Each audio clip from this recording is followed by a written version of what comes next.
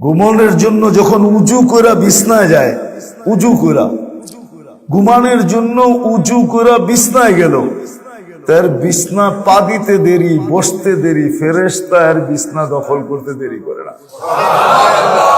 ওই রাত্রে যদি মউত হয় তো ইমানি মউত হবে, ফেরেশতাদের বেষ্টনীর ভিতরে মউত হবে। আর যদি উজু ছাড়া বিছনায় যায় তো বসতে দেরি, শয়তান ওই বিছনা দখল করতে দেরি করে না।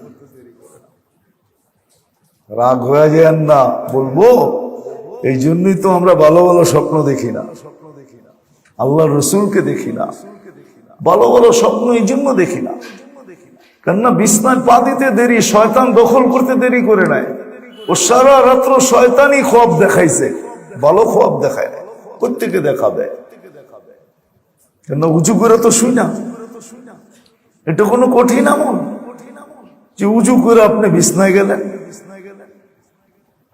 উঁচু করে বিছনায় গেলেন, ওই বিছনা ফেরেশতা দখল করবে।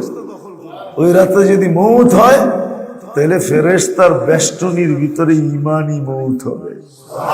আল্লাহ রসুলের সুন্নত, সুন্নত কোন কঠিন সুন্নত না, সহজ সুন্নত।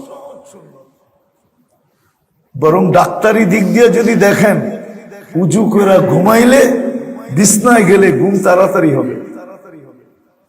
কি ঘুম তাড়াতাড়ি হবে? ট্রাই করে দেখেন, আপনি চেষ্টা পরীক্ষা করে দেখেন। উজু করে ঘুমাইতে যাবেন, শোয়ার লগে লগে দেখবেন ঘুমায় পড়বে। এটা হলো ডাক্তারি ফায়দা। ঘুম চলে আসবে সাথে সাথে, আরামের ঘুম হবে।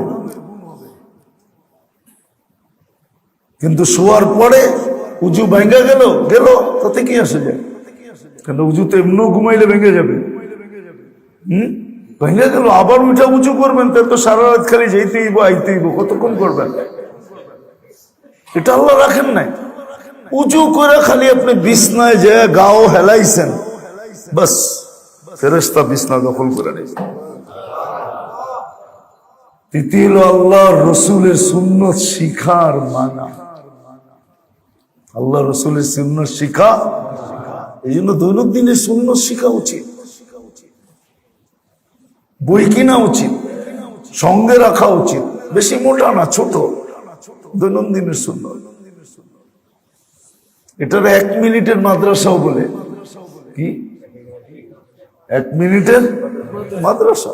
1 মিনিটের শিখেন, সুন্নত শিখেন, মানেন, অলি হয়ে যাবেন। অলি হওয়ার মজাই ভিন্ন। আজকে আমরা হইতে পারি নাই তো এই জন্য মজা পাই না, এই জন্য জীবনে মজা নাই, কত মজা নাই। মজা পাইতে চান তা আল্লাহওয়ালা হন। আল্লাহওয়ালা হইলে ক্ষতি নাই, আল্লাহর সাথে সম্পর্ক হইলে ক্ষতি হবে না, লাভ হবে। আপনি তো দুনিয়ার লাভ দেখতেছেন, যে দুনিয়া আলাদের পদস্থদের সাথে আমার সম্পর্ক খুব ভালো লাগে। না না, আল্লাহর সাথে সম্পর্ক হইলে আরো মজা লাগে। মজাই মজা, মজাই মজা। চলেন, আমি তো চোখে দেখা বলতেছি আপনাদেরকে।